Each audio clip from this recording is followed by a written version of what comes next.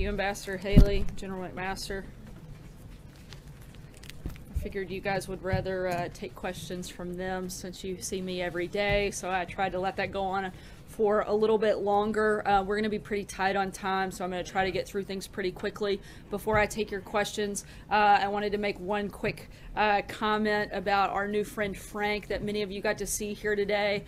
We welcomed Frank to the White House this morning. Frank is an inspiring 11-year-old young man from Virginia who started his lawn mowing business. He wrote the president a letter earlier this year that I read from the podium about his admiration for the president's business background and offered to cut the grass at the White House. He got to do that this morning.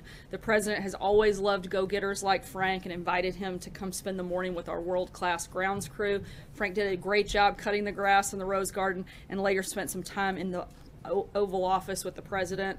The president believes it's our duty to keep the American dream alive for kids like Frank, and it was an honor for all of us to host him here at the White House. So thank you, Frank, for coming.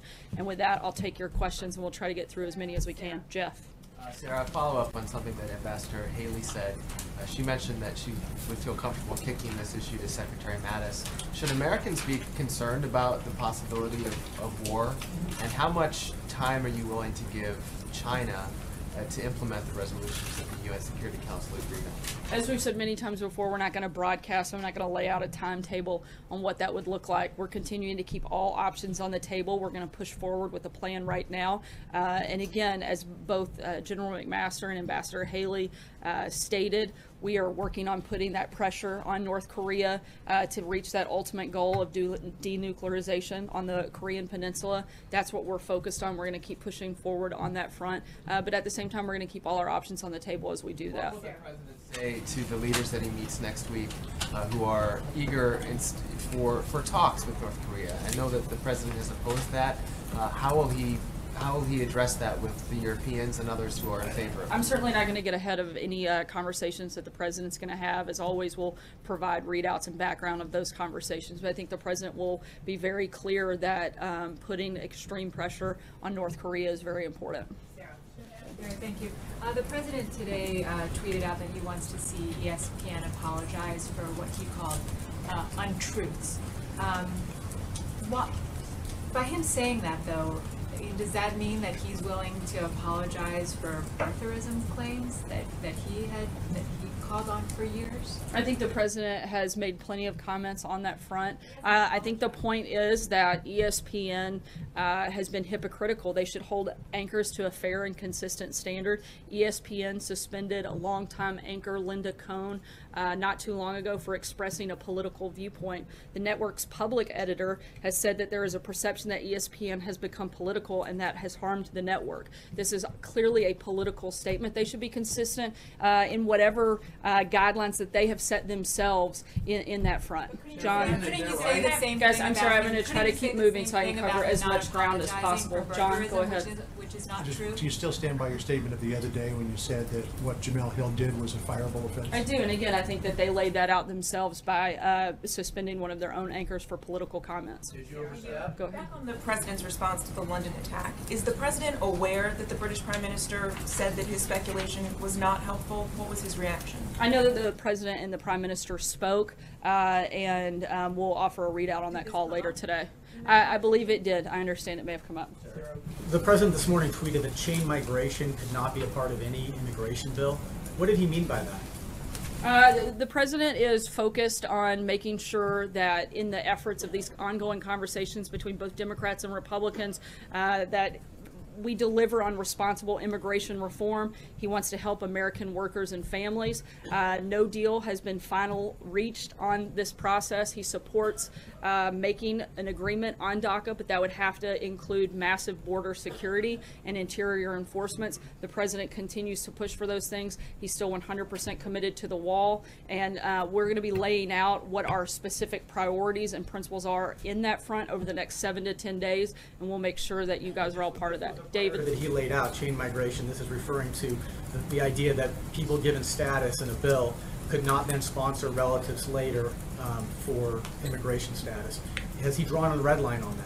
As you know, this president doesn't use the term red line, but again, we're going to lay out specific priorities, what that looks like over the next 7 to 10 days, and I'd imagine you'll get more details on that front. It was said several times yesterday by the president and on Air Force One by the one of your deputies that the White House did not support an immigration bill that deals with amnesty. How would you define amnesty, and does a path to citizenship for Dreamers or other undocumented people fall into that category? The president supports the DACA program and supporting making a deal on that, but again, that has to include that massive border security. That could include a path to citizenship. The DACA is deferred deportation, as you know, enshrining that in The the law. the whole definition says deferred, so I think that takes away the idea of the permanent piece. When the idea of DACA, literally the definition of it is deferred action, So you do, meaning it's so not a permanent process. You do support, so you don't support the path to citizenship. Is that what you're saying? Again, we want to have these conversations. We're going to lay out exactly what those principles look like over the next 7 to 10 days. Right now, our goal, our focus is making sure that that program gets taken care of, with also coupling that with massive border security, interior enforcement, some of the specific things that we'd probably like to see into sanctuary cities, expedited removal, more immigration judges, supporting things like the RAISE Act. Those are things that you'll see us focus on and talk more about in the coming days. Hallie. As I know you're tight on time, number one, the president said today he wanted the travel ban to be larger, tougher, and more specific. As you know, arguments are set to start next month on the travel ban currently in place. Why is he fighting for it if it's in fact too small, not tough enough, and too broad? It's a step in the right direction. The president's travel executive order is motivated by national security, and every step we can take to protecting people in this country, that's a step we're going to take, and we're going to continue to push forward. John Decker? In the second part there on your comments on ESPN, did he give you any pause to make those comments about a private company from the podium here at the White House? I wasn't being talked about a private company, but an individual. John Decker. Thank you, That's Sarah. better? When a deal is ultimately reached, if there is one reached, on the issue of DACA, will it be a deal that's reached between the president as the top Republican, the president along with the Speaker of the House and the Majority Leader in the Senate, and Democrats, or will it be just the president alone? We'd certainly hope that it's a bipartisan bill that has both Republicans and Democrats coming together to really focus on responsible immigration reform. I think there are a lot of people on both sides that want to see this happen. We've had a lot of conversations with both Republicans and Democrats over the past week, and we're going to continue to do that and push forward. Francesca? A question, but a quick clarification on the ESPN matter. You had said it was a fireable offense. That's being interpreted as saying that she should be fired. Are you or the president saying that she should be fired? That's not a decision that I'm going to make. That's something for ESPN to decide. Again, I was asked about that. I think it is a fireable offense based on the standard that ESPN has set themselves by saying that people that go too far and make political comments have been suspended from their own network. I think that that is a consistency that they should probably focus on. Margaret? Advice to a private company, Sarah. Just to get back to my Hallie, I've question. already taken a question from you. Clarify that, and I know you have, and I appreciate that, but you said it was an individual, not a private company. I'm just asking you to be respectful to your colleagues so that I can get around the room. I've got about 2 minutes left. Go ahead, Margaret. You haven't answered it.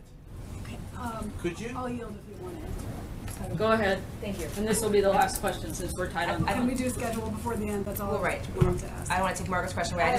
I'll call on that clarification, Sarah, because you said you don't have advice for a private company, yet you're giving advice to ESPN. I said it's not my decision to make for a private company. I was asked specific about that individual. I made a comment. I stand by it. I think ESPN needs to stand by the standard that they have set in the own actions that they've taken about previous employees. I really don't have much else to add on that front. Margaret. For scheduling purposes, the UN stuff starts Monday, and that briefing's over, but can you walk us through the president's schedule? Is there anything we should listen for in the speech this afternoon? Can you talk about whether he's doing anything kind of policy related or meeting with anyone interesting at Bedminster over the weekend? Is there anything else that they didn't go over on the schedule for next week about UNGA involving the First Lady or anyone else in the administration? Just get our heads around the next week? The First Lady does have a couple of events. We'll be sure to get the details of those out for next week. She will be participating in the activities and some of the meetings at the United Nations General Assembly next week. The President will be spending most of his weekend preparing for the meetings and the speech that will be taking place next week. As you can hear, the President's getting ready to depart. And with that, we'll end. Hope you guys have a good weekend. We'll see you on Monday.